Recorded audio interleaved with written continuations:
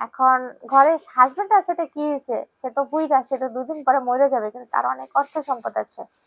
এখন আমার কথা শুনে কিংবা আমার সবকিছু জানি যদি কারো ভালো লাগে, তাহলে অবশ্যই এই ভিডিও বেশি বেশি করে কমেন্ট করবেন। আর এই ভিডিওর নিচে শেয়ার অপশন আছে, ওখানে ক্লিক করলে হোয়াটসঅ্যাপ, ইমো আছে, অবশ্যই অবশ্যই কন্ট্যাক্ট করবেন।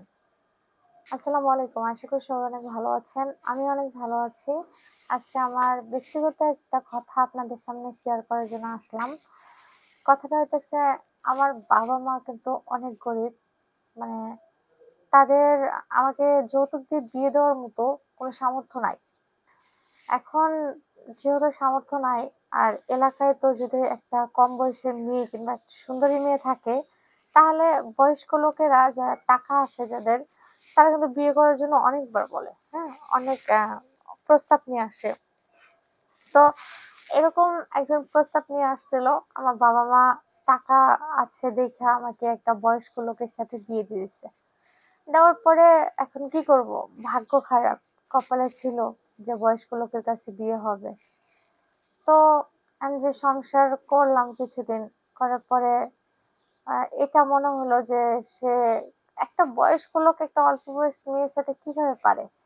তার কাছে আমি শারীরিক সুখটা কোনো দিক থেকেই পাচ্ছি না, কোনো দিক থেকে না। আমি অনেক ডিপ্রেশনে আছি যে এভাবে তো আর চলা যায় না। আমারও তো ইচ্ছা অনিচ্ছা বলতে কিছু থাকে, কারণ তার তো বয়স হয়ে গেছে গা, কিন্তু আমার তো বয়স হয় নাই।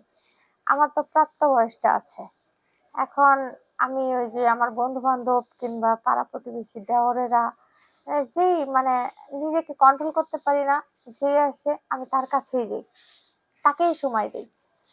তো আমার হাজবেন্ড, তো সে তো বয়স্ক লোক, সে তার মতো পড়ে থাকে। সে কখনো এটা খেয়াল করে না যে আমার বউ অল্প বয়স, তারও কিছু চাহিদা আছে।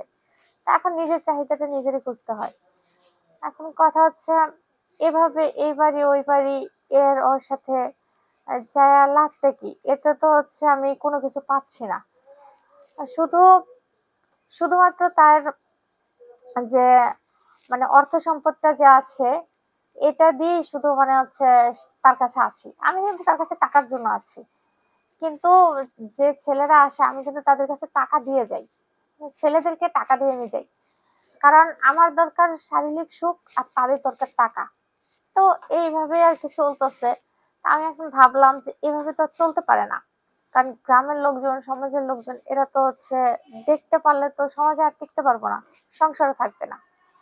তো এইজন্য বলতেছি যে যদি এমন কোনো ব্যক্তি থাকে, এমন কোনো ব্যক্তি যদি থাকে, এই ভিডিওর বেশি বেশি করে শেয়ার করে দিবেন। এমন যদি কোনো ব্যক্তি থাকে যে পার্মানেন্ট ভাবে আমার এই শরীরটা ভোগ করবে কিংবা পার্মানেন্ট ভাবে আমার এই শরীরটার অধিকার চায়, তাহলে আমি তাকে দিব। আমি 1000 জনের কাছে না, আমি একজনের কাছে থাকতে চাই। এখন ঘরে হাজবেন্ড আছে, এটা কি হয়েছে, সে তো বুইড়া, সে তো 2 দিন পরে মরে যাবে, কিন্তু তার অনেক অর্থ সম্পদ আছে। এখন আমার কথা শুনে কিংবা আমার সবকিছু জানি যদি কারো ভালো লাগে, তাহলে অবশ্যই এই ভিডিও বেশি বেশি করে কমেন্ট করবেন। আর এই ভিডিওর নিচে শেয়ার অপশন আছে, ওখানে ক্লিক করলে হোয়াটসঅ্যাপ, ইমো আছে, অবশ্যই অবশ্যই কন্ট্যাক্ট করবেন।